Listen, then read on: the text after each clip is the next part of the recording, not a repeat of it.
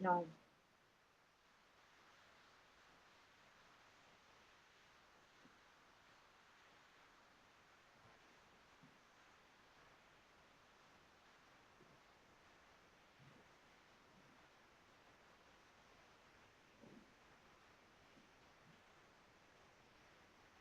Ya hay 37, se está subiendo 4. ¿Cuántos están apuntados?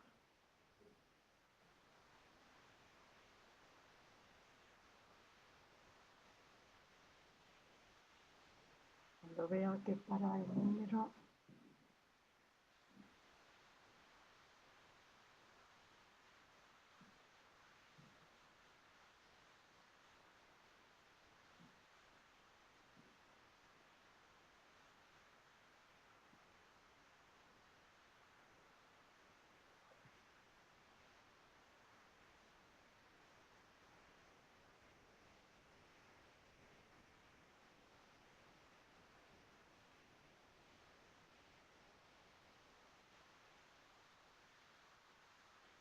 Buenas tardes a todos. Hoy tenemos la enorme suerte de contar con Ander Gurruchaga, que es sociólogo. Ay. Ay, sí. Vale. Buenas tardes a todos los que estáis al otro lado de la pantalla. Hoy tenemos la suerte de contar con Ander Gurruchaga Abad, que es sociólogo. Es sociólogo. Él se formó en la Universidad de Deusto en Ciencias Políticas y Sociología y hizo una corta andadura como profesor en la Universidad de Deusto y posteriormente pasó después de sacar el grado de doctor en Sociología, pasó a la Universidad del País Vasco como profesor titular y posteriormente ya desde el año 94 como catedrático. Y lidera en la actualidad uno de los grupos de excelencia de la universidad sobre el cambio, complejidad e innovación. Es una persona que ha escrito diferentes libros y sobre todo ha liderado y lidera diferentes proyectos de investigación, tanto nacionales como internacionales, y es un profesor invitado en diferentes partes del mundo dirigiendo másters y otro tipo de actividades. También ha pasado por diferentes momentos a lo largo de la etapa en la universidad.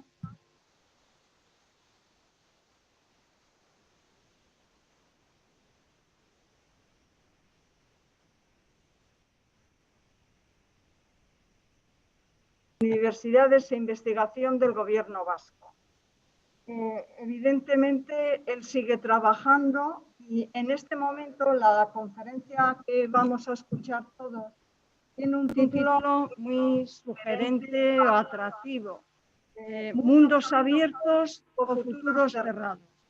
Y sin más, le doy paso a él para que nos diserte sobre este tema y nos entretenga, que seguro que va a ser muy entretenido. Y espero que luego hagáis suficientes preguntas, porque tenemos que aprovecharlo y explotarlo un poco. No utilizar el chat, utilizar la parte de preguntas y respuestas. Y sin más, Ander, cuando quiera.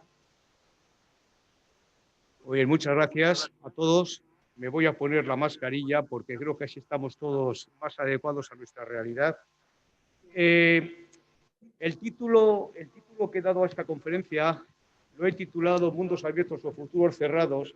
Básicamente lo que pretendo con él es trasladaros algunas reflexiones desde un punto de vista importantes para intentar un poco responder a una pregunta que me parece fundamental, que es cómo es nuestro mundo y sobre todo cómo queremos los aspectos básicos y fundamentales que va a ser.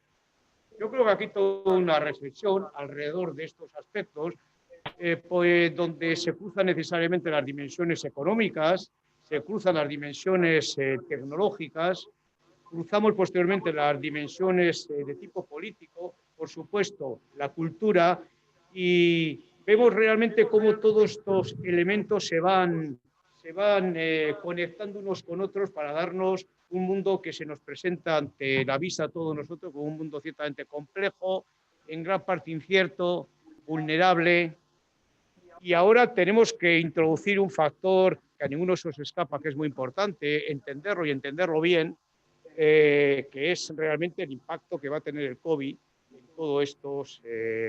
en todo este mundo. Yo no creo demasiado, no creo en la hipótesis de que realmente detrás del COVID esté surgiendo un mundo nuevo. Me da la impresión que las grandes tendencias de fondo que nos está permitiendo ver el COVID en realidad forman parte de ingredientes de la vida que ya estaban. ¿Qué ha hecho el COVID? El COVID lo que ha hecho es de alguna forma radicalizarlos. Los ha sacado a la superficie con una fuerza que no esperábamos y que realmente en algunos aspectos claves nos está sorprendiendo bastante. Pero es verdad que nos está poniendo delante de nuestros ojos aspectos que, en fin, que a veces nos cuesta mucho, por una parte, digerir como personas que habitamos en un contexto determinado, ¿no? Y por otra parte nos cuesta mucho comprender en toda su dimensión. Es más fácil hablar y citar la importancia que tiene el COVID, los cuidados a los que nos obliga, etcétera, que entender en toda la dimensión. Al final el COVID lo que ha permitido es destapar todos los aspectos que en nuestra sociedad estaban aparentemente tapados, tranquilos, parecían relativamente relajados, pero de pronto resulta que se despiertan de la siesta y se dan cuenta que efectivamente no todo está tan claro como habíamos creído que estaba.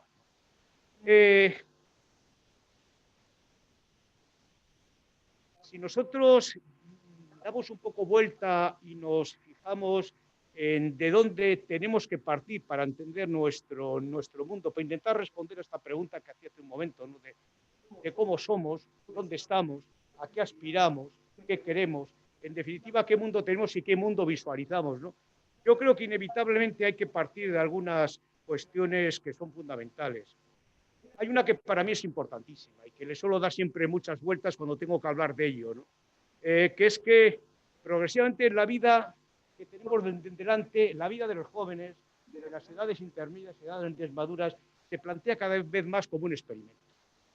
Como un experimento, es decir, como algo con lo cual hay que trabajar todos los días, no está fijo, no es seguro, tenemos un poco que reinventarlo, tenemos que reinterpretarlo, nos obliga a estar en definitiva muy atentos con lo que tenemos delante, ¿no? Precisamente por este carácter experimental que en definitiva tiene la vida, ¿no?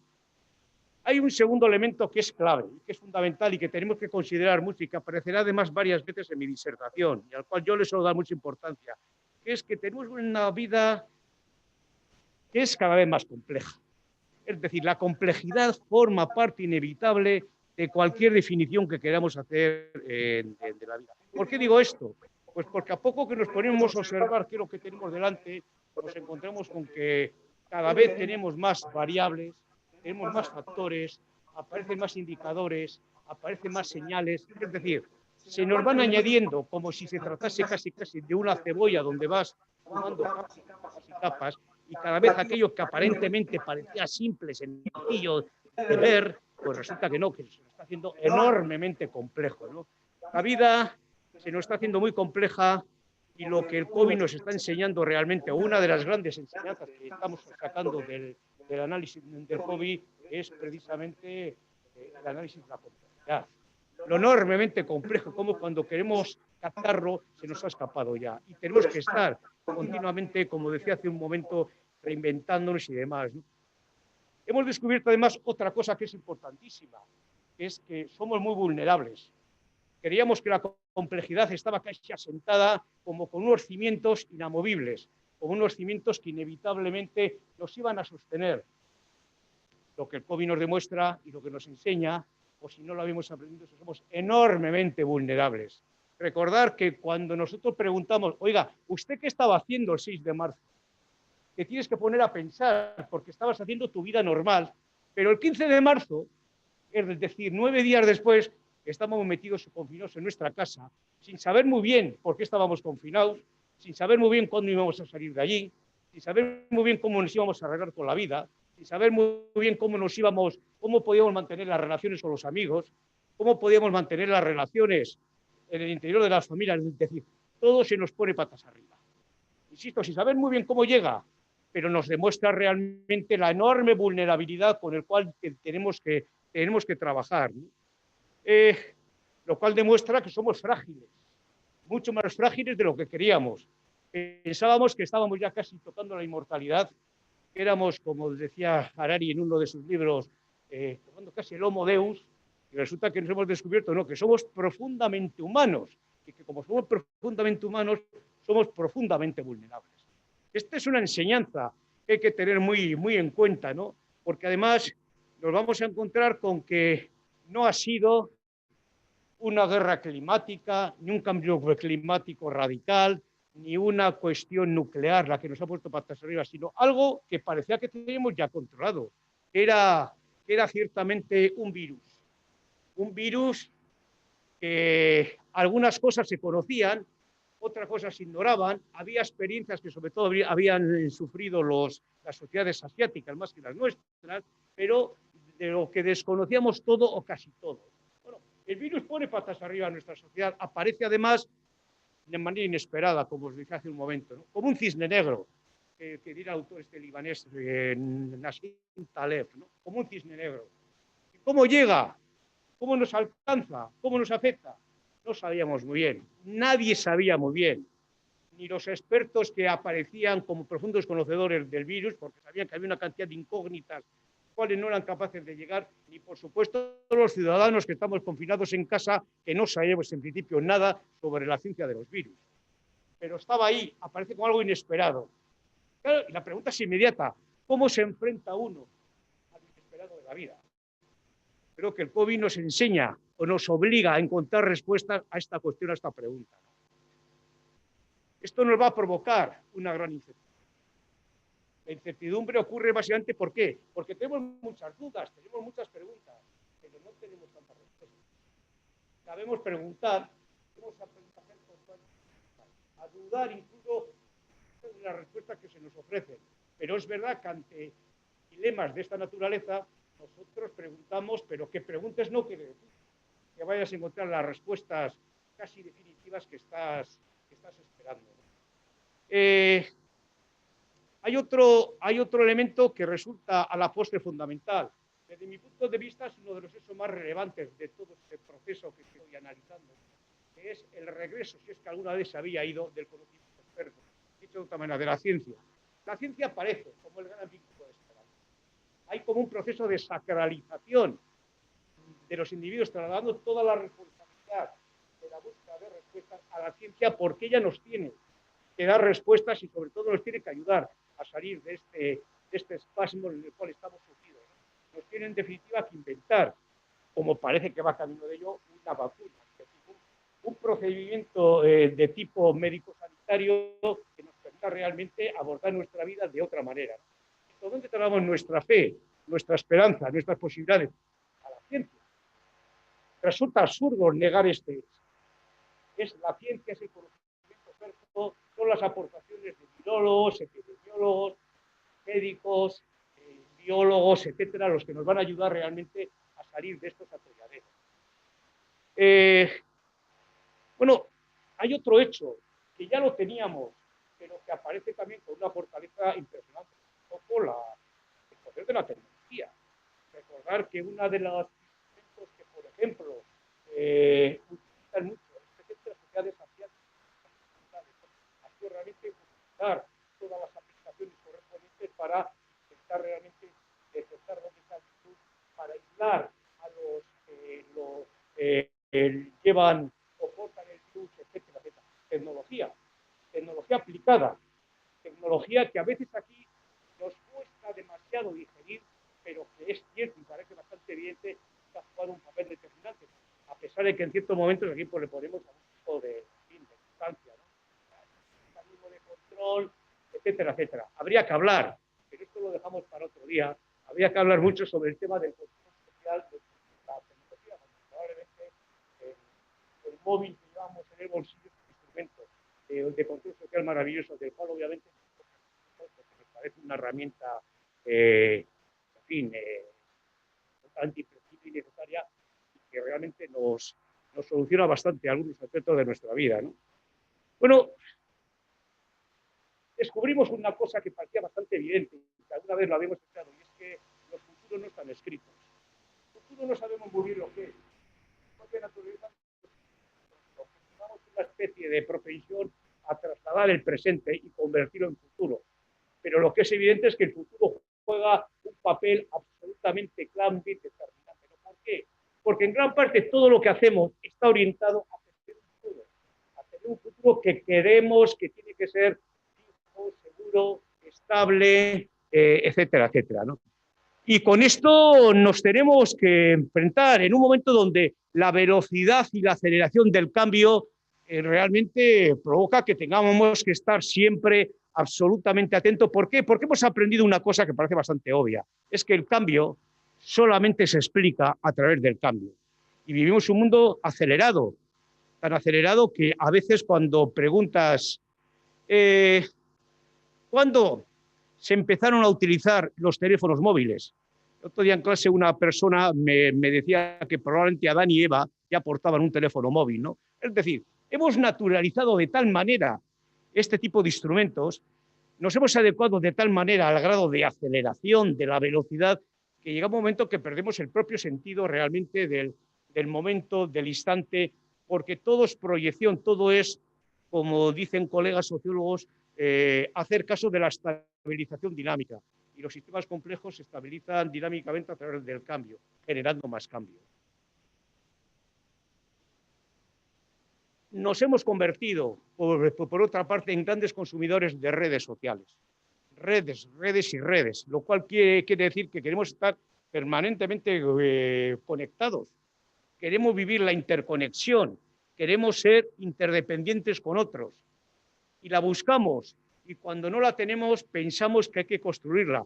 Vivimos dentro de redes y formamos parte de las redes y en consecuencia damos muchísima importancia al mundo de las conexiones, ¿no?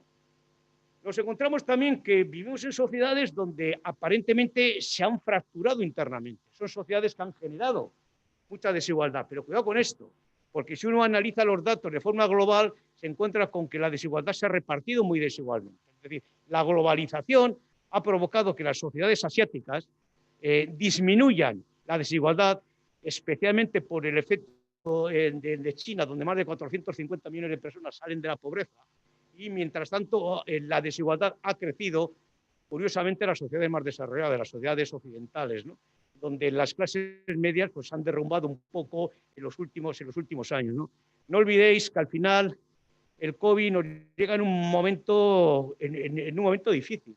Estábamos saliendo de la crisis económica espantosa que vivimos entre los años 2008 y 2012 y cuando parecía que ya comenzábamos a gritar ¡Eureka! Ya está, llega el COVID y nos vuelve a sumir en una crisis económica que no sabemos muy bien exactamente hasta dónde va a llegar ni cómo la vamos a enfrentar, ¿no? Porque además nos va a obligar a tener que asumir radicalmente todas las consecuencias de la cuarta revolución industrial y nos mete realmente directamente y sin intermedio, sin darnos tiempo a respirar, prácticamente en una mutación de época, en un cambio de época que es básicamente lo que estamos viviendo en estos momentos. Bueno, hay otro tema que no podéis perder de vista, porque es cada vez más importante, y es bueno, lo que técnicamente llamamos el redescubrimiento de las nuevas rutas de la seda, ¿no? Que es en definitiva la aparición de Asia como un continente con una presencia cada vez más llamativa, cada vez más importante, y que realmente está estableciendo un marco de relaciones sobre las cuales tampoco estábamos excesivamente convencidos, pero es igual. En estos momentos tienes que enfrentar a una región, a una parte sustancial del continente donde está viviendo más del 50% de la población mundial. Si sumáis la población de China, más la población de la India, más la población de Indonesia, más la población de Pakistán, más la población de Malasia, etcétera, os encontréis con que la mitad de la población del mundo vive ahí. Entonces, bueno, desconocer qué ocurre cuando nos estamos, desde cualquier punto de vista tecnológico, económico, industrial, etcétera, países como China, pues es realmente perder la perspectiva. Está delante de un país que tiene 1.425 millones de habitantes, que a uno le pone los pelos de punta cuando te haces la pregunta, bueno, ¿y cómo se puede gobernar un país con estas dimensiones? Pues se gobiernan ciertamente y funcionan, por lo menos tienen aspectos funcionales que van muy bien, ¿no? Nos encontramos luego con problemas que no solamente nos afectan a nosotros, que nos afectan además de manera significativa, sino que afectan prácticamente a otras sociedades occidentales, ¿no? Que es la enorme fragilidad que iba adquiriendo la sociedad laboral, ¿no? Especialmente su dimensión más importante para nosotros, que es el empleo, ¿no? Los empleos son cada vez más escasos, sufrimos realmente de carencias de empleo y esto tiene repercusiones amplísimas, especialmente para los jóvenes, porque no termina de verse con claridad dónde vas a poder estabilizar tu vida cuando tu vida resulta que la estabilizabas básicamente a través de la utilización de los grandes mecanismos, la educación por una parte y en segundo lugar el empleo, ¿no? Son bienes, especialmente el empleo, que en este momento no está demasiado claro y va a haber que hacer un gran esfuerzo, porque, insisto, la sociedad laboral que habíamos heredado de nuestros ancestros está realmente, diríamos por utilizar una palabra coloquial, está realmente en pánico, es decir, se ha fragilizado enormemente y no produce el número de empleos que serían necesarios para poder realmente integrar a las nuevas generaciones que van apareciendo en escena, ¿no? Esto tiene unas enormes consecuencias, entre otras cosas, que corremos el riesgo de romper todo el relevo generacional y romper toda la conexión entre las generaciones jóvenes con las generaciones intermedias y con las generaciones mismas maduras, ¿no? Pero bueno, dejemos de momento el tema ahí porque nos metería realmente en otro tipo de problemas, ¿no? Luego, ¿qué nos pasa? Pues lo que nos pasa es que tenemos que atender, como os decía hace un rato, a lo inesperado que llega y que está y que nos impacta y a lo cual obviamente nos tenemos que enfrentar. Tenemos que entender bien cómo manejar los cisnes negros, si eso es posible, es decir, todo aquello que aparece y no pensábamos que iba a aparecer, pero aparece y nos pone nuestras sociedades o nuestros entornos patas arriba, ser capaces realmente de entender cómo vivimos las sociedades realmente como una especie de experimento y asumir la incertidumbre. Y la incertidumbre es algo con lo cual hay que acostumbrarse a manejarlo y saber que toda pregunta no tiene por qué tener una respuesta fija y digamos, concreta ni determinada, sino que probablemente esa pregunta nos va a llevar a otras preguntas y vamos a tener que ser capaces de preguntar bien y buscar respuestas más o menos adecuadas, pero probablemente entendiendo que esa respuesta nunca va a cerrar definitivamente nuestra capacidad y nuestras ansias de conocimiento. En todo caso, estamos en situaciones que nos obligan a tener que vivir situaciones de un cierto riesgo. La única manera que tienes de enfrentarte a riesgo es manejando bien el principio de precaución, el requisito fundamental, y luego ser capaces también de enfrentar todas las consecuencias que tienen estas situaciones que estoy describiendo, ¿no? Es el miedo y el temor. El miedo es un mal acompañante para casi todo. El miedo se relaciona mal con la democracia, el miedo se relaciona más con la búsqueda de empleo, el miedo y el temor se relacionan mal con los estudios que uno está haciendo, con la educación que porta. El miedo se maneja mal cuando tienes que enfrentarte a relaciones personales o interpersonales nuevas, etcétera, etcétera. El miedo es un mal compañero, pero el miedo ha aparecido en nuestras sociedades. Y buena parte, por ejemplo, de los fenómenos políticos y sociales en los que estamos viendo no se explican sin entender bien qué significa el miedo. La aparición de los populismos en Europa o el crecimiento electoral de Donald Trump en Estados Unidos, etcétera, no se entienden bien si no entendemos bien lo que significa el miedo y el temor cuando comienza a ser una de las respuestas posibles ante situaciones socioeconómicas que uno entiende que son endebles, que son problemáticas. Bueno, aquí aparecen evidentemente, como os citaba, una serie de actores donde inevitablemente nosotros tenemos que hacernos cargo de, como os decía hace un rato, de cómo está funcionando el conocimiento experto, la ciencia y el conocimiento especializado en general, incluso en ocasiones también el conocimiento común, son ciertamente muy importantes porque es uno de los mecanismos más claros que tenemos para enfrentar las situaciones como anteriormente he descrito, ¿no? Sin ciencia no tenemos futuro. Comenzámonos. Y sin conocimiento experto no vamos a ser capaces de dar respuesta a muchas de las cuestiones que este mundo tan complejo y tan vulnerable nos está sugiriendo. Necesitamos, en consecuencia, elaborar conocimiento, ¿no? Necesitamos ciertamente confiar en los términos que se está haciendo pues, en toda la clase médica, sanitarios. Necesitamos realmente una política adecuada para todo esto, que a veces no es fácil realmente de conseguir, porque muchas veces la política, decía un gran sociólogo como era Max Weber, que siempre decepciona. Bueno, probablemente la política decepciona, pero es un mecanismo absolutamente fundamental. ¿Por qué? Porque nos ayuda a buscar respuestas a esta serie de preguntas que os comentaba antes que estamos haciendo, ¿no? Y las élites políticas siguen formando parte de este catálogo de respuestas, sí, pero de responsabilidades también. Necesitamos saber qué va a pasar con la economía. La economía actual productiva ha sufrido un impacto muy significativo. Vamos a ver cómo salimos de esta. Si en realidad vamos a ser capaces de adaptar nuestro aparato a toda la economía verde, como estamos sugiriendo, y vamos a ser capaces realmente de adaptarnos a los nuevos procesos tecnológicos que van a conformar una parte de la respuesta en forma de trabajo, etcétera. Vamos a ver si somos capaces, por otra parte, de entender que el mundo de la sanidad va a ser uno de los sectores absolutamente claves en el futuro, o todo el mundo de la dependencia alrededor de problemas que tienen que ver con el envejecimiento, etcétera, ¿no? Que al final son elementos que están generando ya grandes necesidades y que van a generar probablemente mucho empleo, etcétera, ¿no? Necesitamos también, por otra parte, sociedades que tengan unas culturas muy vivas. Es decir, al final, lo que uno echa a veces en falta en procesos como los que hemos estado viviendo y con este debate que hay en el fondo del COVID, como si la gente obedece o no obedece a la autoridad, a los mandatos, en realidad hay un problema que podemos definirlo como médico sanitario, pero hay un problema al cual seguramente hemos prestado menos atención. Es un problema abiertamente cultural. Tenemos soportes culturales suficientes para enfrentar nuestras formas de vida. ¿Por qué? Porque somos gente, y el COVID de hecho lo ha puesto patas arriba, a los cuales nos gusta mucho la socialidad. Pero es que la socialidad queda suspendida.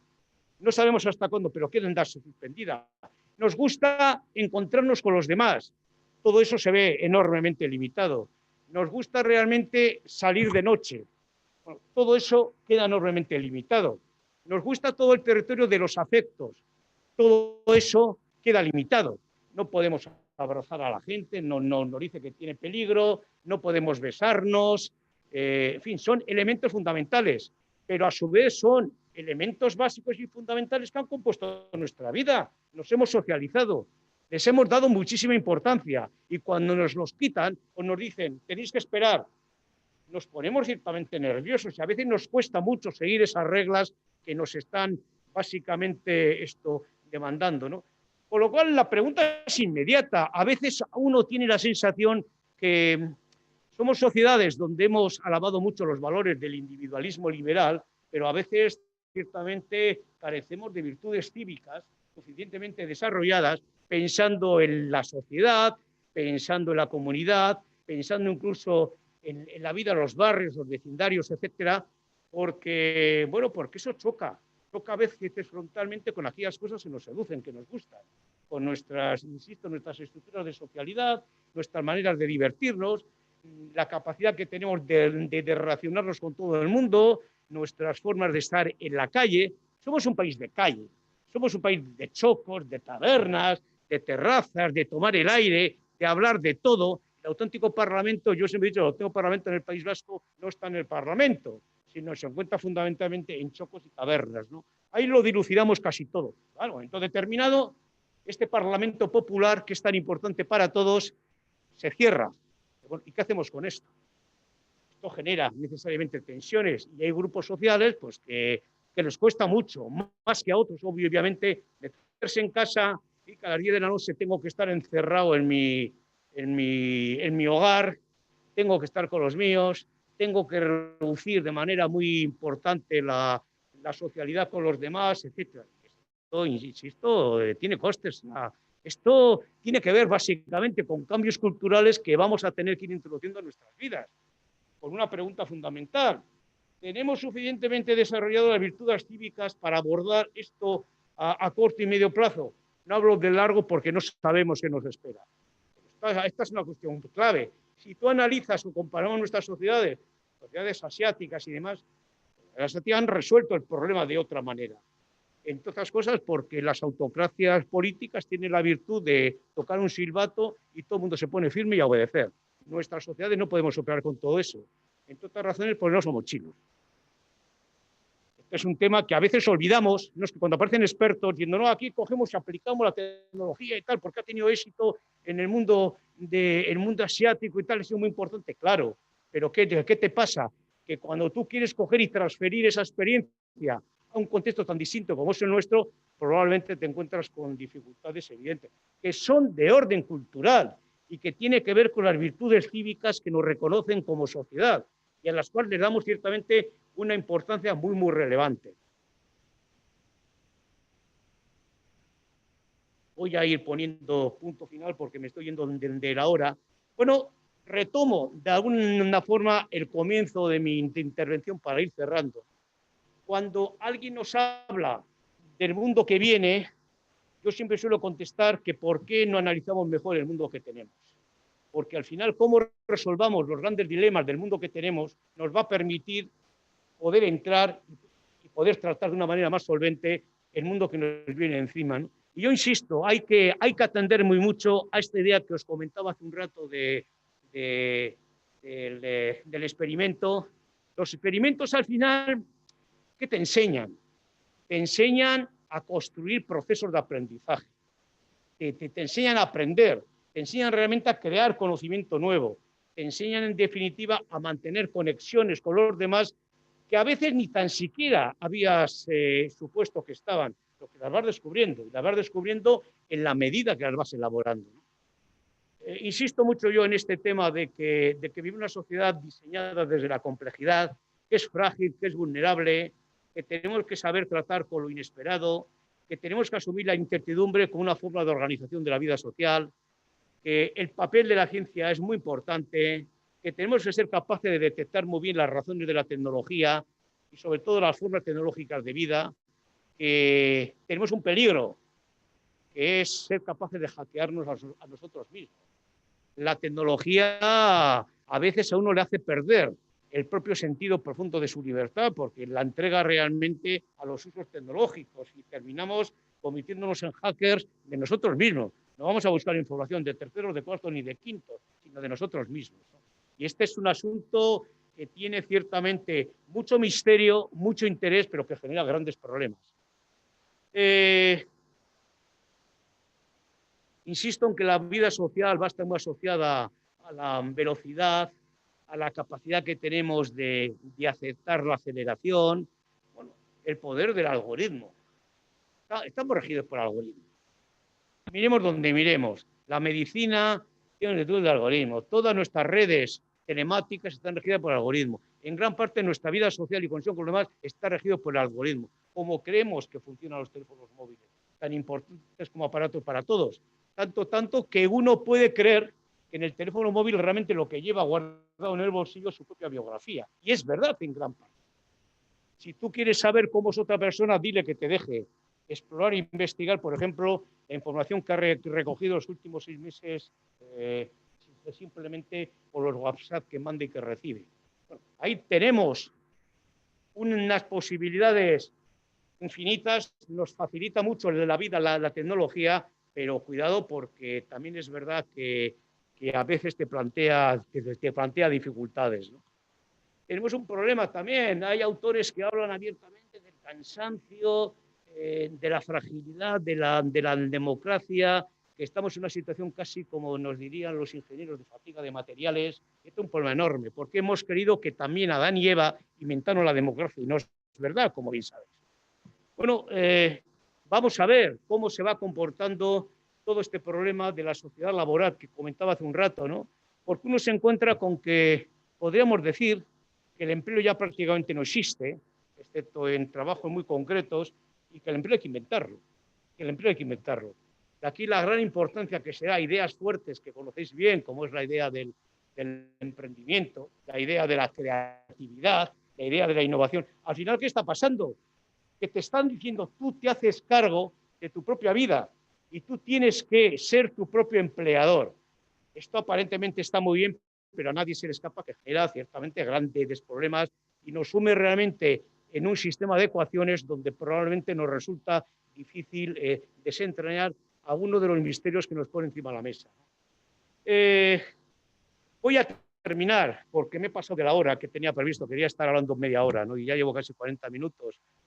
Simplemente trasladaros la idea de que el futuro está abierto, tenemos instrumentos suficientes para diseñar futuros relativamente nuevos, pero en gran parte vamos a tener que hacer un enorme esfuerzo para saber vivir la nueva época que nos viene encima. Y que, insisto, el COVID lo único que ha hecho ha sido radicalizar determinadas tendencias y determinadas características que ya estaban, ¿no?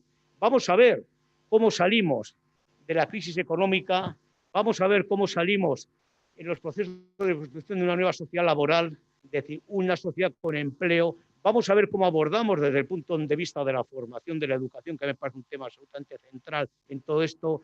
Vamos a ver cómo somos capaces realmente de utilizar la ciencia y ponerla a nuestro servicio, de hacer más humano todos los tratamientos médicos, etcétera, etcétera. Y no olvidéis que al final el poder de las redes es casi infinito. Vamos a tener que ser en gran medida ingenieros de nuestra propia vida. Y esto es muy importante porque estamos viviendo y vamos a tener que vivir en marcos de globalización. Y para eso tenemos que hacernos con instrumentos. Esto indica que vamos a tener que aprender idiomas, que vamos a tener que abrirnos al mundo, que vamos a tener en definitiva que estar colgados permanentemente del mundo porque la nueva realidad lo exige, ¿no? Probablemente el mundo que conocimos de nuestros mayores, o el mundo que conocimos y que heredamos de nuestros padres y tal, lo que nos está diciendo es que está caduco, que no nos sirve. Yo cuando quiero presentar a algún amigo o al nieto de algún amigo y me dicen que quieren conocer dónde estaba el Tosonos de Vizcaya, que quieren conocer dónde estaba la Valcovilco, sencillamente no se lo puedo enseñar. ¿Por qué? Porque todo eso ha desaparecido. Y no ha sido precisamente de hace siglos. Todo desapareció a finales de la década de los 90. Es decir, todo esto no está. Y hablo de esto como grandes símbolos, en definitiva, de lo que hemos sido. Pero lo mismo te pasa cuando vas a la industria naval. Todos los astilleros que en Euskadi había, queda una cosa muy pequeña y prácticamente militarizada. El gran astillero, como era la naval en Sestao, con 6.500 trabajadores, prácticamente ha desaparecido. Hemos ido perdiendo lo que han sido la señas de identidad en la cual la generación de nuestros padres, incluso nuestra propia generación en parte, nos habíamos educado. Estamos, en definitiva, en un nuevo mundo y tenemos que ser capaces, por una parte, de adaptarnos a ellos, entenderlos relativamente bien y trabajar sobre estos supuestos. Vale, muchas gracias. Espero que alguna de las cosas que hemos dicho pues, os hayan interesado. Gracias a todos por vuestra atención.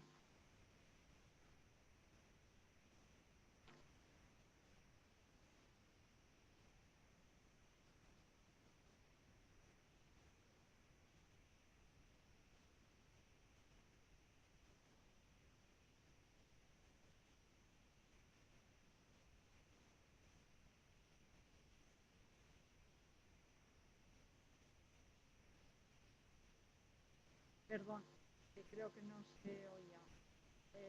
De cara al futuro, ¿cómo crees que afectará el COVID-19 a la población? Bueno, lo que el COVID nos ha enseñado es su facilidad realmente también impensable para que obtengamos un grado de mortalidad realmente elevado, ¿no? El otro día aparecían estadísticas que hablaban como en los últimos 6 meses había crecido la mortalidad casi en un 20%. Tiene que ver obviamente con el COVID. Bueno, ha habido sectores que han salido muy dañados con el COVID.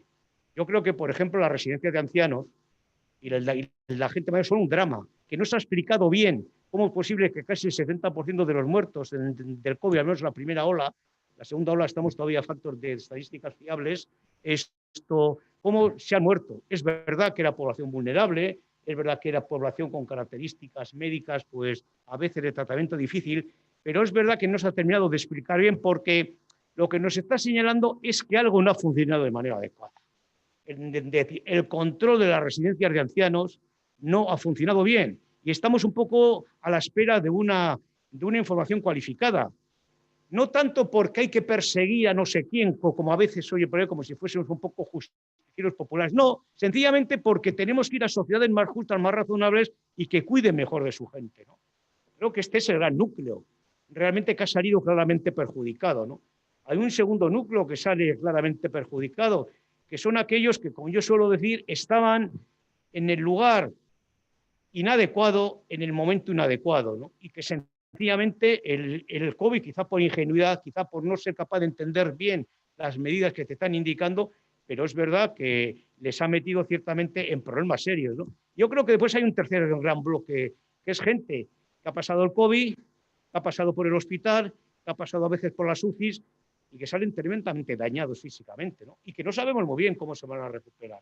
En estos momentos son un enigma para la medicina y sobre todo tienen secuelas de las cuales en estos momentos nadie se atreve a decir exactamente cómo se van a curar, ¿no? Nos abre ciertamente una cuestión fundamental, y es que solamente podemos cuidar de los demás si sabemos cuidar de nosotros mismos.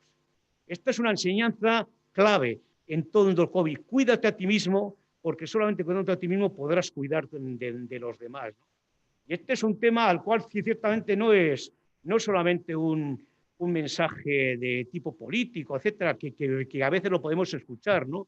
Sino que yo creo que es una gran enseñanza de la vida. A mí cuando me han preguntado, oiga, ¿usted qué ha aprendido de toda esta experiencia del COVID? Lo que hemos aprendido es que tenemos que aprender a cuidarnos nosotros mismos. No estés continuamente esperando que alguien te solvente los problemas, porque probablemente cuando te lo puedan solventar es cuando estás en un negocio, cuando estás entrando por una urgencia de un hospital. Hay que tener mucho cuidado. Insisto, en todos los planos de la vida hay que saberse cuidar a uno mismo porque es la única manera de poder realmente atender a los demás. Muy bien. Hay otra pregunta. En cuanto el virus se vaya de la sociedad y volvamos a la antigua normalidad, ¿cambiará nuestra forma de vivir o volveremos a ser como antes? Yo lo que pasa que no creo que, en fin, a mí el lenguaje este que sobre todo han introducido los políticos en la vida de nueva normalidad, etcétera, yo no creo demasiado en ello. Como os decía antes, me da la impresión que lo que estamos básicamente viviendo es la radicalización de tendencias, de características y de tensiones que ya estaban en la sociedad. ¿Cómo vamos a hacerlo cuando el virus desaparezca? Vamos a ver cómo desaparece el virus y vamos a ver qué costes deja. No sabemos esto todavía. Adivinamos o queremos hacernos ilusiones infinitas, diría yo, con el asunto de la vacuna, pero vamos a ver cómo salimos del proceso de vacunación y cómo salimos del proceso del virus. Vamos a ver cómo resolvemos, por ejemplo, la economía. Yo creo que es uno de los grandes problemas fundamentales que tenemos que resolver. ¿Por qué? Porque es que nos va a dar posibilidades o no de poder encarar determinadas maneras nuevas y novedosas de entender el mundo de la vida. Vamos a ver cómo nos adaptamos. ¿Qué vamos a hacer, por ejemplo? Es una pregunta que os traslado, ¿no? Y que yo tengo en estos momentos encima de la mesa. ¿Cómo vamos, por ejemplo, a gestionar casi 140 millones, 140.000, millones de euros que van a llegar a España como ayuda comunitaria? ¿Vamos realmente a utilizar esos fondos para transformar estructuralmente nuestra sociedad? Es un evento clave, porque al final no tienes mucho más recursos para hacerlo. Hacerlo bien, no equivocarse, acertar, es clave. ¿Por qué es clave? Porque en definitiva es lo que nos va a permitir generar un futuro. El futuro en gran parte pasa porque no nos equivoquemos y pasa realmente porque seamos capaces de recrear, como decía hace un rato, la sociedad laboral, crear empleos factibles para la mayoría de la población, asegurar el relevo generacional, asegurar realmente la ubicación de estas nuevas generaciones en nuestra sociedad y, en definitiva, ser capaces realmente de vivir con libertad y ser nosotros mismos y ser capaces de construir nuestra sociedad. Esta es la parte sustancial que tenemos encima. Yo creo que hay razones para un optimismo moderado, pero probablemente también hay razones para ser suficientemente pesimistas. Va a depender muy bien de cómo seamos capaces de abordar algunas de estas cuestiones que os he ido sugiriendo. El futuro, en definitiva, no está escrito. El futuro, como os decía en el título de la conferencia, está abierto. ¿Cómo lo vamos a ir rellenando? Va a depender de nosotros. Va a depender realmente de nosotros. Y la pregunta es clara. ¿Qué es lo que vamos a hacer con todos los recursos que tenemos en nuestras manos, ¿no? Y ahí, obviamente, lo que no podemos hacer es escondernos. Y lo que no podemos hacer es practicar esto que a mí al menos me molesta bastante, ¿no? Que es una cierta impostura o el arte de la simulación, ¿no? Recordar que simular es aparentar tener lo que no tenemos. Y esto nos puede dar en cierto momento buenos resultados, pero es verdad que nos engaña o nos autoengañamos, ¿no? Y yo a estas tentaciones, en gran parte de raíz cultural y también política, las tengo un poco de miedo, porque no sé si en cierto momento somos capaces de controlarlas. Hay otra pregunta. ¿El progreso tecnológico afecta de manera organizativa a la sociedad y este progreso tecnológico hace retrasar socialmente hablando a la... En principio no debiera, al contrario, estamos ya imbuidos de esto que se ha dado a llamar la cuarta revolución industrial y probablemente en 2 años estamos hablando ya de la quinta revolución industrial, ¿no? ¿Qué significa esto? Significa, pues, ciertamente que se han transformado, además lo han hecho estructuralmente, las formas de producir. Es decir, hoy en día, si os paseáis por una empresa, os encontraréis que entre 4 trabajadores pueden estar realmente controlando todo un proceso porque el proceso está robotizado. Son robots los que están haciendo realmente los productos que fabriquen. Mirar, por ejemplo, sin ir más lejos, cómo se fabrican, por ejemplo, los iPhone. Encuentras unas naves enormes y donde robots están realmente montando y fabricando estos productos que aparecen en el mercado y que mucha gente tanto valora, ¿no? Procesos de automatización. No necesita realmente el trabajador. Me contaba hace poco un gerente de una empresa guipuzcoana que tenía casi 120 trabajadores, habían invertido casi 15 millones de euros en innovación, en renovación tecnológica. Decía que ahora tenía un drama, que de los 120 trabajadores, aproximadamente 80 no eran necesarios para el proceso productivo. ¿Qué hacemos con todo esto? Esto es un problema. Esto es un problema que hay que saber abordar, ¿no? ¿Qué ocurre? Que impacta, y muchas veces impacta para bien porque la digitalización, la robotización, la automatización y otro tipo de tecnologías polivalentes nos ayuda realmente a alcanzar mayor competitividad, mayor productividad, nos puede hacer realmente tener una vida mejor. Los móviles, por ejemplo, son una consecuencia de todo esto, pero es verdad que nos introduce en nuevos problemas sobre los cuales hay que trabajar a fondo. Y tenemos, como decía hace un rato, que reconstruir un concepto fuerte y una praxis de sociedad laboral. El empleo es algo que hay que crear de nuevo y tenemos realmente que plantarnos ante semejante problema, ante semejante interrogante y tomarlo en serio, pero tomarlo en serio de verdad, porque vivimos en una sociedad que es algo que hemos aprendido en los últimos 10, 15 años, es que al final o tú mismo te tomas a ti mismo en serio, o si no, la posibilidad que tienes de hacer cosas nuevas, de ofrecer soluciones a los problemas, realmente son inexistentes. Estamos en una sociedad donde hay mucha colaboración, hay muchas estructuras circulares, hay muchos apoyos de todo tipo, tenemos acceso a conocimiento, por ciertamente muy sofisticados, pero es verdad que al final todo eso hay que ponerlo en práctica y hay que saber exactamente cómo se hace, porque teniendo instrumentos a veces no quiere decir que necesariamente eso se vaya a convertir en bienes de los cuales tú puedas optar, puedas realmente generar una realidad sustancialmente mejor de la que tienes, ¿no? Esto es un problema enorme. Estamos realmente en un proceso de creación de un nuevo concepto de sociedad y esto nos tiene que calar donde la tecnología obviamente juega un papel central, juega un papel básico en nuestra vida, pero la tecnología es un instrumento. La tecnología no es un fin, la tecnología es un medio para, y lo que tenemos que clarificar muy bien es qué queremos hacer con ella. Hay otra pregunta sobre los medios de comunicación obligados en el progreso de la pandemia. ¿Pueden afectar de alguna manera generando miedo a la población? Puede ocurrir, hombre. A mí a veces, cuando los medios de comunicación se lanzan a esta batalla por las audiencias que llaman, se enloquecen un poco, hablando coloquialmente, ¿eh? Me dan cierto miedo porque me da la sensación que se puede terminar con mucha facilidad perdiendo el rigor. Y lo que no pueden deshacer es perder el rigor. Cuando no sabes, y a veces cuando tienes que enfrentar fenómenos de la complejidad y demás, o cuentas con gente muy especializada que te lo explique bien, o si no, tienes que dedicar también, probablemente tienes que invertir en formación en tus propios redactores, en la gente que fabrica las noticias, ¿no? Y esto puede llegar a ser un auténtico problema. ¿Por qué? Porque vivimos en una sociedad del ruido, donde todo el mundo quiere hablar, donde todo el mundo quiere estar, donde todo el mundo tiene que tener presencia, donde si el programa X está haciendo un programa sobre el COVID, yo tengo que responder haciendo un programa sobre el COVID y el otro un programa más sobre el COVID. Todos pasan realmente el catálogo o la especialización de la bondad, de lo que están diciendo, lo que están proponiendo, etcétera. Pues creo que difícilmente. Y que se escape una cierta visión apocalíptica, se escape una cierta perspectiva donde el miedo, el temor, el no saber muy bien cómo atacar cierto tipo de problemas.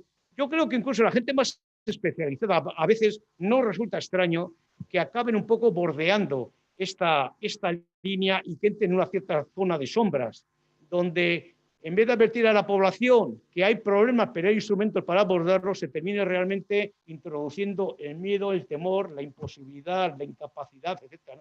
Cuando en muchas ocasiones lo que ocurre más bien es que el miedo, que el temor, que la incapacidad está más por parte de aquel que no emite bien el tipo de información que tiene que dar que lo que la realidad ciertamente está marcando, ¿no? Pero esta necesidad de competir permanentemente, de estar ocupando los espacios fundamentales de comunicación, el estar regidos por esa especie de ley de hierro de la sociedad del ruido, etcétera, a veces no nos da o no produce determinado tipo de bienes, sino al contrario, ensombrece y genera estos problemas para poder captar realmente la bondad de lo que se está diciendo, ¿no? Y en cambio lo ensombrece enormemente. Y yo no sé si los medios de comunicación, yo tengo dudas, se han aprendido de verdad a entender esto de qué va. Es muy difícil decir, voy a esperar, voy a contener a los que saben, un poco de calma, un poco de paciencia, un poco de distancia. Y yo creo que en algunos casos esta es una asignatura que en algunos medios de comunicación me da la impresión que todavía está pendiente. Aquí hay otra pregunta sobre la opinión de que es algo bueno o malo el hecho de que según el país o territorio donde vivas, la reacción a la autoridad sea diferente.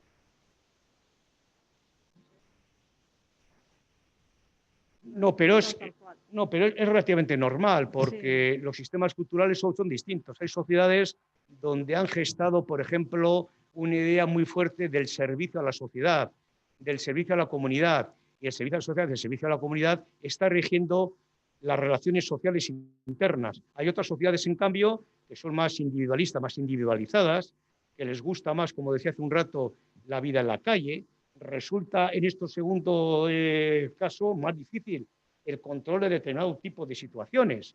¿Por qué? Bueno, pues porque la autoridad en ocasiones es algo que está discutido.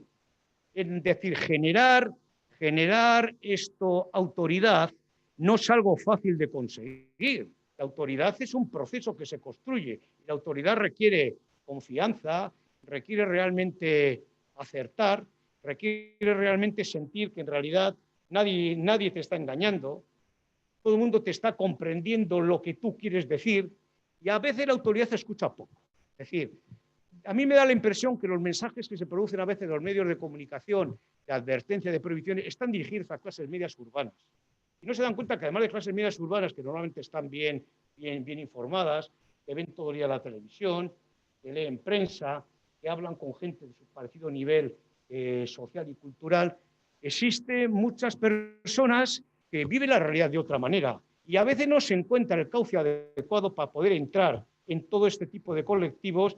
Todo este tipo de colectivos se van a las periferias y te generan problemas, pues no son capaces de entender. Y luego, cuidado, hay situaciones sociales que digan, no es lo mismo tenerte que confinar en tu casa, una casa que tenga 150 metros cuadrados con 4 personas, que tener que confinarte 10 personas en una casa de 50 60 metros cuadrados. Las cosas cambian sustancialmente. ¿Por qué? Una de las cosas que hemos descubierto con el COVID es que los pobres y las minorías tienen muchas más dificultades para no contagiarse del COVID que las clases medias, las clases cultivadas. La cultura y la educación son un elemento realmente importante. Acabo de publicar un libro espléndido que aprovecho aquí para recomendarlo a Agnus Deaton, que fue premio Nobel de Economía en el año 2015, que se titula Muertos por desesperación.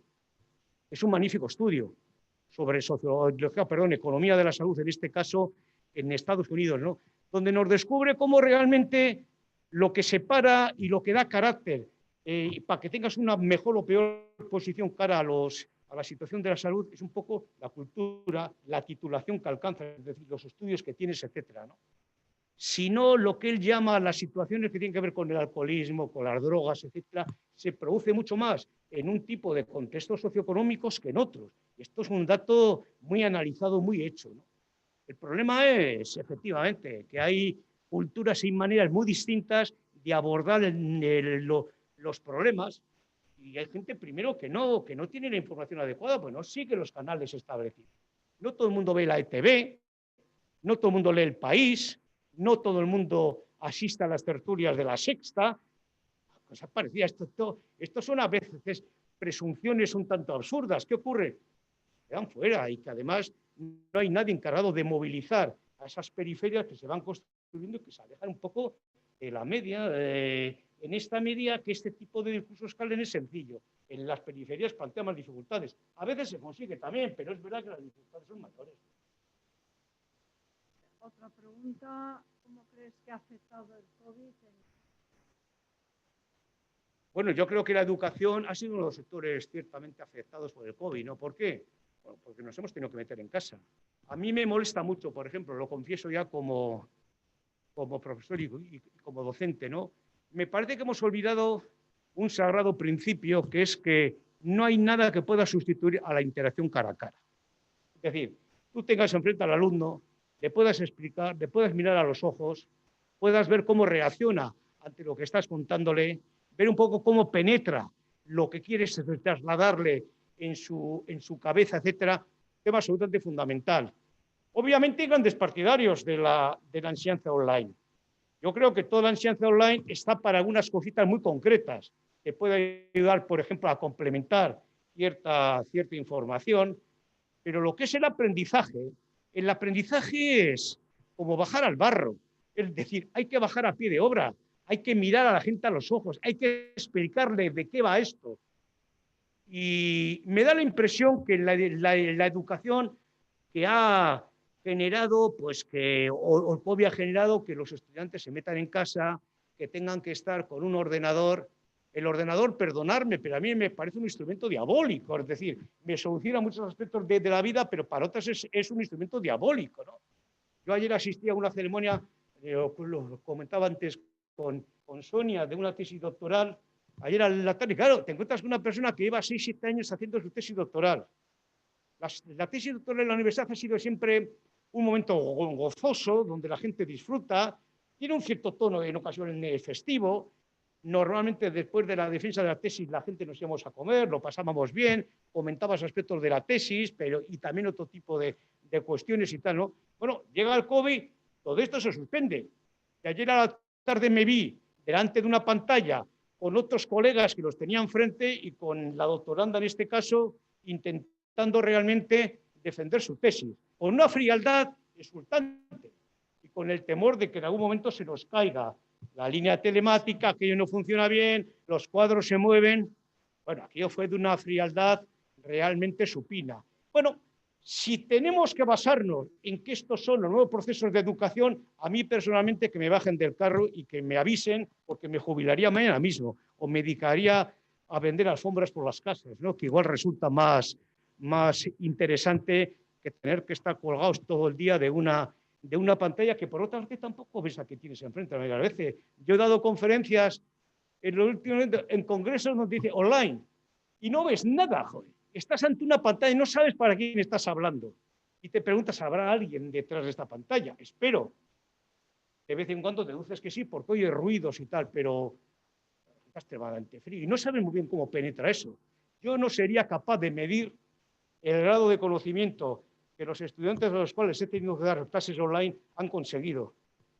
Dudo de la eficacia de todo esto.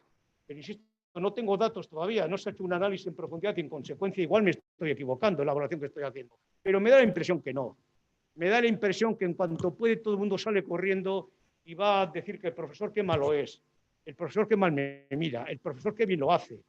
Es enfrentarse a la propia vida. Es que esto significa la educación y la enseñanza, no significa otra cosa, ¿no?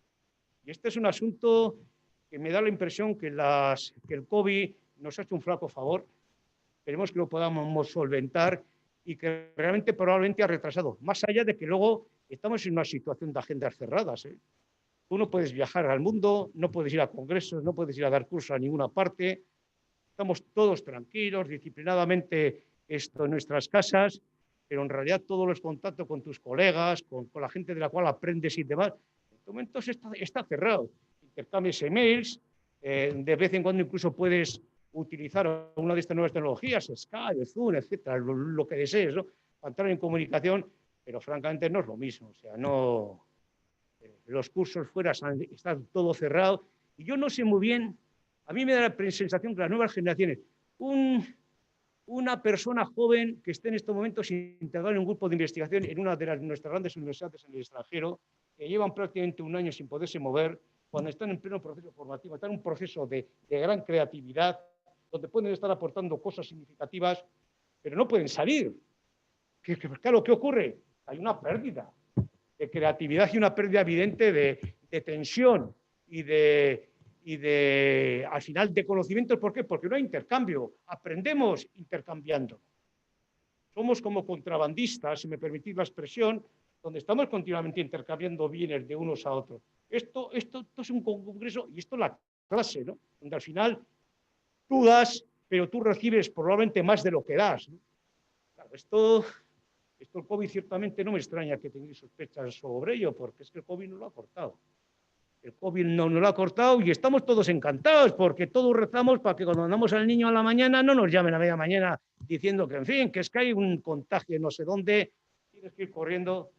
Lo mismo pasa con los trabajadores de sanidad en todo caso. Tengo una señora trabajando en sanidad que le han hecho ya 7 PCRs en mes y medio. O sea, bueno, es un disparate, pero así están en este momento las reglas de juego, ¿no? La pregunta es sobre qué impacto piensas que traerá la vacuna.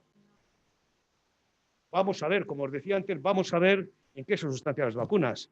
De momento el experimento de Oxford parece que se ha, no sé si parado, pero sí se ha empezado a regular de otra manera, cuando parecía que iba a ser básicamente la vacuna para los pobres, que podía dar buenos resultados, pero con un precio económico, que podía conservar bien y tal. Bueno, parece que ya le empiezan a salir por ahí achaques antes que se haya puesto en marcha. Vamos a ver cómo se arregla eso y vamos a ver qué pasa realmente cuando se comience a dar la de Pfizer y la Moderna, ¿no? Las dos que parece que están funcionando mejor. En principio hay que suponer que si las autoridades sanitarias y los grandes organismos reguladores de la sanidad le dan el visto bueno, la vacuna tiene que funcionar. Ahora, el otro día había un médico que me preguntaba, ¿y tú serías el primero de la lista para darte la vacuna? Y yo le decía, no, joder, espero a ser el tercero o el cuarto. Claro, ¿quién arranca? ¿Quién arranca con las vacunas? O sea, todo el mundo creemos que hemos descubierto un instrumento que va a funcionar de manera maravillosa, pero no sabemos exactamente muy bien el juego final que va a dar. Tenemos que suponer que va a funcionar bien y tenemos que suponer que para mediados finales del año que viene un cierto tipo de normalidad podamos poco a poco ir introduciendo en nuestra vida, pero bueno, nos hemos hecho quizás también un poco desconfiados y quizás estamos exigiendo el bálsamo de Filagrás, ¿no? Como la señora con 94 años que va al médico y quiere salir de allí como si tuviese 21, pues es imposible. El médico le puede hacer un apaño, pero no puede hacer que recupere usted los 21 años. Pues quizás estamos pidiendo un poco a la vacuna un auténtico milagro, ¿no? Pero en principio yo creo que va a funcionar bien. Y en todo caso, hoy por hoy es el único instrumento que tenemos, que está creando esperanza y que está creando realmente, o que está permitiendo ver cómo puede ser el final de esta pesadilla que estamos viviendo. Otra pregunta, dice, ¿cómo crees que evolucionarán las redes sociales? Yo creo que las redes sociales se han convertido en un instrumento imprescindible. Es decir, dicho de una manera llana, abierta y clara, y quizá un poco rotunda, ¿no? Si no estás en una red social, o en varias redes sociales, o en muchas redes sociales, no eres nadie. Es decir, ¿por qué? Porque hoy en día la definición del ser, ¿qué eres?, tiene que ver con la respuesta de dónde estás. Es decir, ¿a cuántas redes perteneces? Yo creo que esto lo único que va a hacer es hacerse seguramente aún más importante en nuestra vida. Tenemos ya un problema extremadamente serio, que te pasa mucho cuando un estudiante, por ejemplo, quiere hacer un trabajo y se mete a Internet y te viene con un montón de información que has sacado de Internet, ¿no? Y te das cuenta claramente que a veces faltan realmente elementos de discriminación que permitan realmente valorar y clasificar bien el tipo de información que estás obteniendo. Claro, ¿qué ocurre? que con las redes sociales probablemente nos ocurre otro tanto. Es decir, estamos participando y lo vamos a hacer probablemente más en múltiples redes, pero tenemos que ser capaces de encontrar y de clasificar las redes, cuáles son las importantes, cuáles son las que nos sirven para informarnos, cuáles son las que nos permiten discriminar información, cosa, por otra parte, lo meto aquí como añadido, que no es nada fácil, discriminar información no es nada fácil. Recordar que todo el mundo de las fake news, de los negacionistas, etcétera, se cuelan como si tuviesen una autopista totalmente liberada para ellos por las redes sociales. Ya hay entran los mensajes y a veces, ¿qué te pasa? Que no se tiene suficiente capacidad para deslindar que lo que te están contando es una tontería como un piano, o lo que se están contando realmente son cosas importantes, sugerentes y que te están aportando nueva información, ¿no? Esto es algo que vas a tener que aprender porque el imperio de las redes es imparable. Es decir, nuestro tiempo es un tiempo de redes, estamos interconectados, queremos la interconexión, queremos vivir dentro de las redes, queremos redes sociales, ahorita comunicándonos con otros, también distintos a nosotros, queremos realmente redes donde manejemos conocimiento experto, queremos acceder a ese conocimiento experto, queremos compartirlo, y nuestras referencias no son los lugares inmediatos. El compañero de departamento, el compañero de curso, la compañera y tal, te viene muy bien para muchas cosas. Pero es evidente que cuando vas buscando una información más cualificada, tu acceso directo a las redes, hagamos un pequeño ejercicio intelectual. ¿Qué sería hoy nuestro mundo sin Internet y sin teléfonos móviles? Claro, esto da la impresión que cuando le está dice, oye, yo cuando nací, en mi casa no había televisión. Y la televisión entró siendo un niño. Esto cuando se lo comentas a gente joven, o te llaman abuelo cebolleta, pues dices, joder, qué mayor es este señor. Lo cual probablemente las dos cosas son ciertas, pero es verdad que estamos trabajando con un grado de aceleración y de velocidad, donde creemos que en realidad yo cuando les tomo el pelo a mis estudiantes digo, pero vosotros qué creéis. Adán y Eva se comunicaban por teléfono móvil. El teléfono móvil es un invento que comienza a generalizarse a mediados de la década de los 90. Y en muy poco tiempo, en 25 años, se ha convertido realmente en un instrumento pues absolutamente imprescindible para todos, lo mismo que Internet, ¿no? Exactamente igual nos pasa con las redes sociales. Nuestro gran problema es cómo vamos a discriminar, qué es lo importante, qué buscamos en ella, qué información recogemos, cómo la trabajamos, cómo somos capaces realmente de introducir alma a las redes sociales. Las redes sociales no tienen alma. O sea, tenemos que introducir nosotros con nuestra capacidad de interpretación y con la capacidad realmente de generar conocimiento sobre las redes, ¿no? Esto a veces son asignaturas que nos cuesta bastante aprender. Eso no es terminar aprendiendo, tampoco hay que darle más dramatismo del debido, pero es verdad que cuesta bastante en ciertos momentos porque es tal el volumen de información que manejas. Vivimos, repito, en una sociedad del ruido. Las redes sociales, entre otras bondades, generan mucho ruido. Y claro, ¿cómo introduces instrumentos de insonorización? Esta es una cuestión clave y fundamental que tenemos que aprender a hacer. O sea, ¿cómo creamos insonorización en nuestras vidas? Bien, hay otra pregunta que dice, ¿qué piensas de la gente que no cumple las normas impuestas por el gobierno? Yo soy una persona bastante tolerante en general. O sea, cuando veo a alguien que no está cumpliendo, tengo quizás de formación profesional, tengo una cierta capacidad para ser comprensivo y para intentar hallar los motivos por los cuales no está cumpliendo.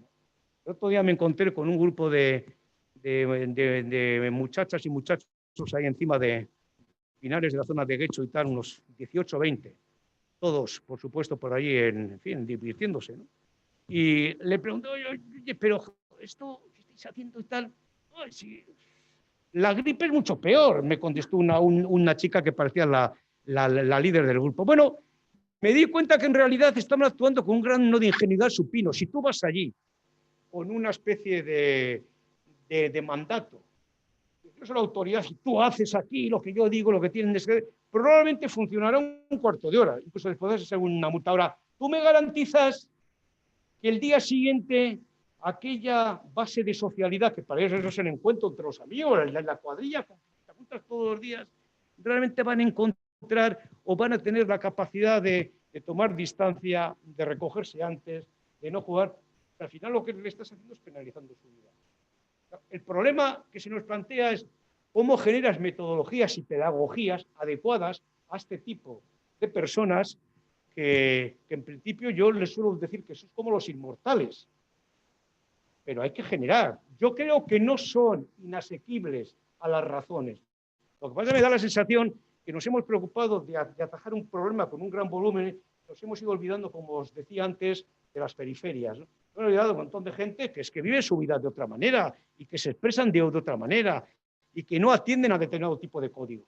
Y hay que entrar, hay que hacer un gran trabajo pedagógico y hay que entender las razones del otro. Aquello que nos enseñó Kierkegaard, ¿no? Cuando decía, escuchemos el enigma, ¿no? Pues aquí nos pasa un poco esto, no escuchamos demasiado bien porque hay gente que no respeta la autoridad, con todo el peligro que esto tiene, que no hay que quitarlo de encima y con la irresponsabilidad, al menos hipotética, que todo esto puede arrastrar, pero yo creo que hay que escuchar y hay que saber y hay que aplicar metodologías adecuadas porque no todo el mundo responde a las mismas, al mismo tipo de planteamientos y al mismo tipo de medidas. Hay que encontrar la vía, porque si no encontramos la vía, los mandatos en estos colectivos se quedan probablemente a mitad de camino.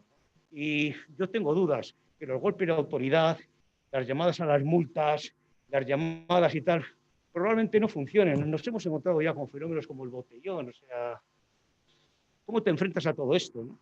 Yo creo que aquí tenemos una gran posibilidad de ser capaces de escuchar al otro y de generar medidas que en realidad probablemente al final te terminen teniendo. Luego hay que hacer mucho trabajo en casa.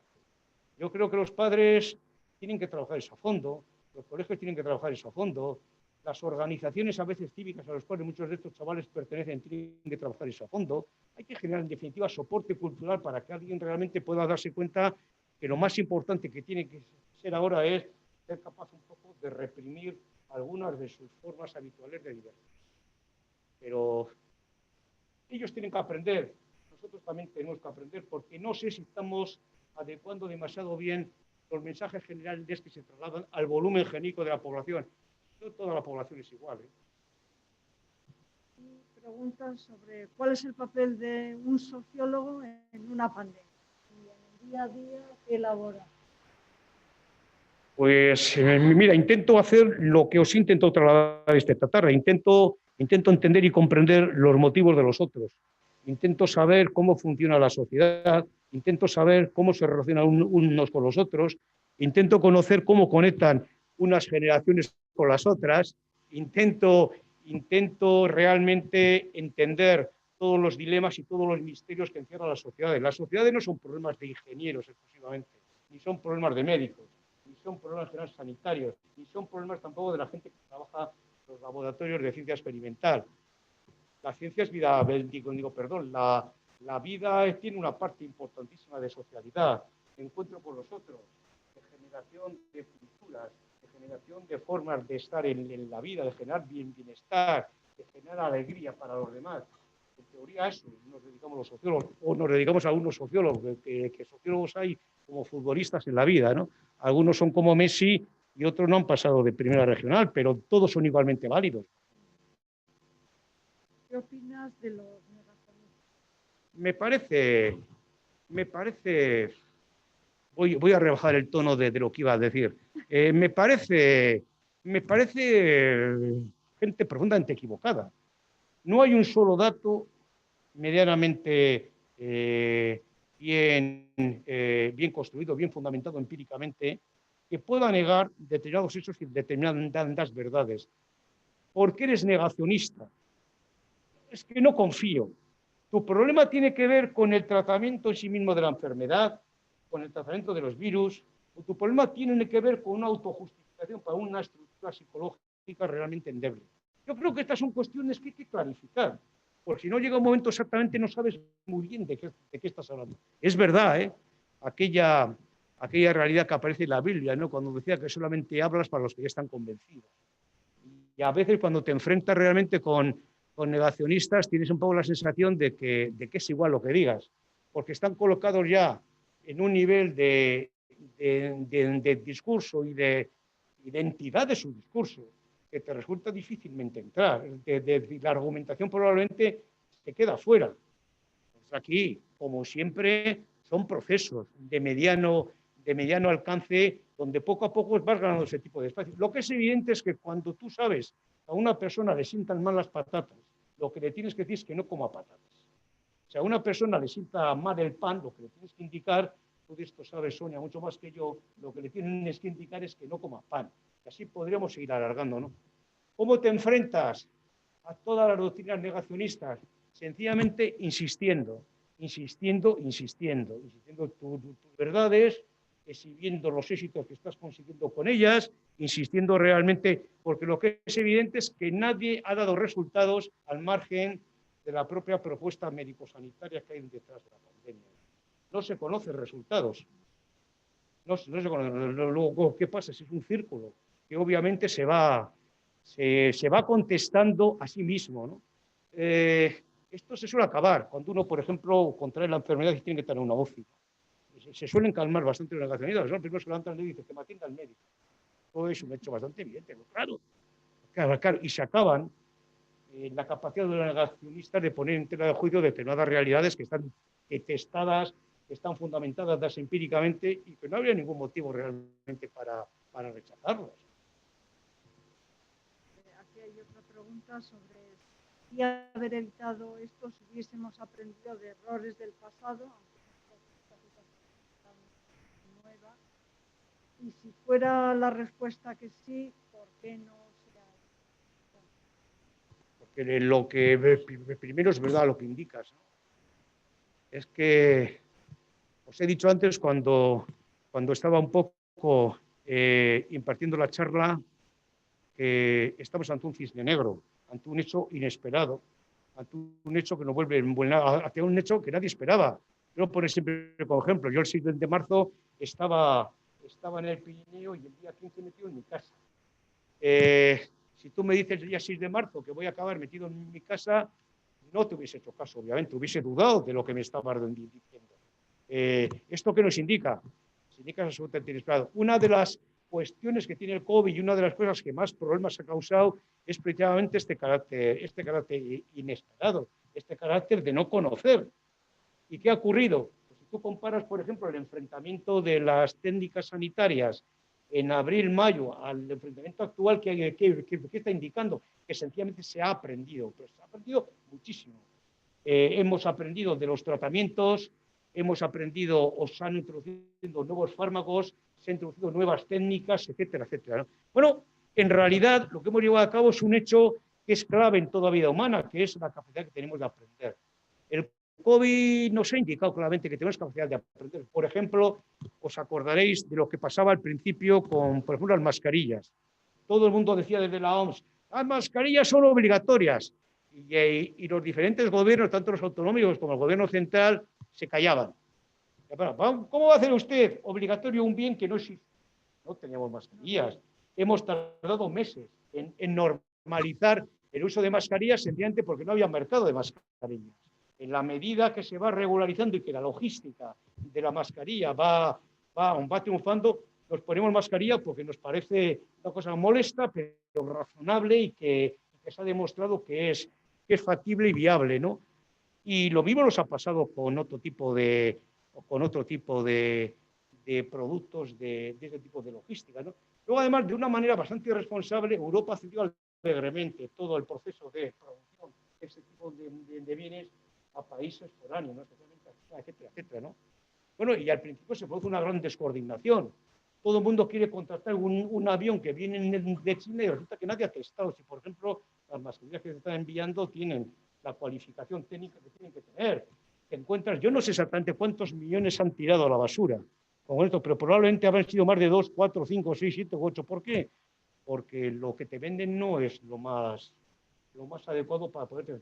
Fíjate, los trajes especiales, yo me acuerdo de los primeros meses que ya son la gente que está en la basura haciéndose trajes con bolsas de la basura, etcétera. Y de, joder, ¿esto qué es? Bueno, todo esto se va arreglando, ¿por qué? Porque hemos ido aprendiendo. La clave es el aprendizaje de algo, insisto, que es inesperado, que tiene mucha... Y luego, bueno, nos encontramos que probablemente el sistema sanitario, que lo habíamos vendido, desde el punto de vista político, como era el mejor sistema sanitario del mundo, que no tenía fallas, cuando le sometes a un estrés profundo como este, te encuentras que efectivamente, que tiene muchos agujeros negros, que tiene zonas de sombra, que tiene grandes bondades también, porque ha demostrado que las tienes, que tiene probablemente un grupo médico excelente que es capaz de enfrentarse con determinado tipo de situaciones, pero que a veces incluso no basta solamente la ilusión, una capacidad de trabajo, necesita más herramientas, ¿no? Bueno, todo esto lo vamos descubriendo. Yo supongo que hay medidas que ya se están tomando y hay medidas que se han empezado a producir mascarillas en Europa, en España y en Euskadi. Se han comenzado a producir otro tipo de equipos médicos necesarios. Estamos produciendo fármacos que no solamente vienen o de la India o de Indonesia, etcétera, los importamos. Bueno, nos hemos empezado a preocupar de que haya una industria propiamente europea o propiamente nacional realmente para poder atender este tipo de necesidades. En definitiva, yo creo que hemos aprendido. Lo que pasa es que hasta que aprendes pagas un coste. Y lo que hemos estado es pagando costes de un aprendizaje en el cual nos hemos metido, pero que nos ha llevado realmente en los comienzos de todo esto a no saber muy bien cómo nos daba el viento. Mucha voluntad, muy interesante todo, pero realmente no sabemos cómo atacar ese tipo de problemas. Y hemos ido aprendiendo a veces desde las propias desgracias, hemos ido viviendo cotidianamente. Nosotros he ido haciendo todas las preguntas que han mandado, que han sido bastantes. Yo creo que una última, que aunque lo has ido explicando a lo largo de toda la charla, pues yo creo que para cerrar, ¿qué consecuencias puede traer esta experiencia? Bueno, yo creo que la consecuencia tiene que ver con algo con lo que terminaba mi intervención anterior, ¿no? Yo creo que una de las primeras consecuencias que tenemos que sacar es que tenemos que aprender. Es decir, que el COVID es una gran escuela de aprendizaje. Tenemos que aprender. Tenemos que aprender desde los médicos, los sistemas sanitarios, tenemos que aprender de la ciudadanía en general, tenemos que aprender de cómo realmente ciertos usos, por ejemplo, de la economía productiva, tienen dificultades. Tenemos que ser conscientes de dar importancia a las cosas que tienen. A mí me ha llamado mucho la atención que la mayoría de las personas que han sostenido el sistema socioproductivo abierto y sobre todo el sistema socioalimentario y demás, pertenecían realmente a puestos de trabajo de esto que se ha dado en llamar auxiliares, gente contratada temporalmente con salarios bajos, etc. Bueno, se han convertido realmente en imprescindibles. ¿Qué es lo que hemos aprendido de todo esto? Pues entre otras cosas que no hay trabajos prescindibles, que los trabajos pueden ser importantes, todos, en coyunturas, en momentos, en circunstancias. Lo que pasa es que solamente cuando te sometes a un estrés o cuando sometes a esa sociedad a un estrés y te das cuenta ciertamente cómo aquello que no considerabas suficientemente importante, resulta que la tienen. Es que la cajera de un supermercado se convirtió en un sujeto estratégico en todo esto. Es que el barrendero que te mantenía la calle limpia se convierte en un sujeto estratégico en todo esto. Es que el conductor de autobús se convierte en un sujeto estratégico en todo esto.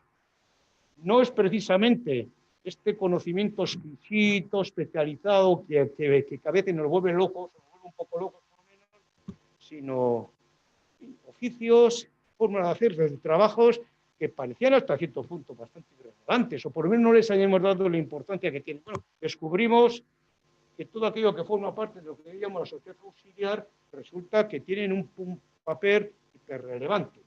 ¿Qué hemos aprendido de todo esto? Pues lo que hemos aprendido es que la sociedad laboral es un hito importantísimo y que no hay trabajos que no valgan, sino que los trabajos pueden ser tremendamente relevantes y tremendamente importantes, ¿no? Los expertos en logística. Hemos descubierto que la logística es fundamental, por ejemplo.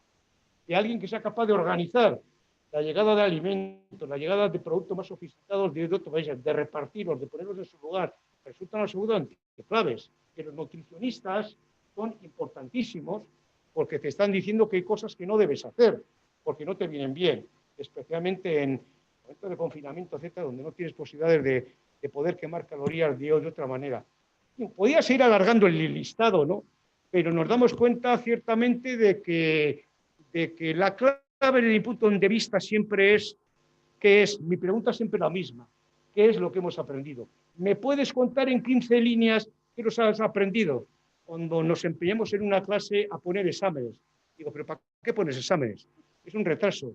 Ir a los estudiantes que en 15 líneas te cuenten en tu curso qué han aprendido. Y si responden de manera adecuada es que tú has sido capaz de enseñar algo. Si aquello se convierte en una cosa volátil, sin identidad, etcétera, estamos realmente probablemente ante procesos de aprendizaje casi extremadamente débiles. No has comunicado bien lo que debieras haber comunicado, ¿no? Y te tiene que servir realmente para aprender. Aquí no valen la búsqueda de desgracias particulares, sino la capacidad de aprendizaje que vas obteniendo, a veces desde el éxito y la mayoría de las veces desde los fracasos. Los fracasos habitualmente te enseñan más que los éxitos. Bueno, pues yo creo que podemos dar por finalizada la charla. Efectivamente, yo creo que has suscitado mucho interés. Yo he presentado otras charlas en otras ocasiones y nunca he visto otras preguntas.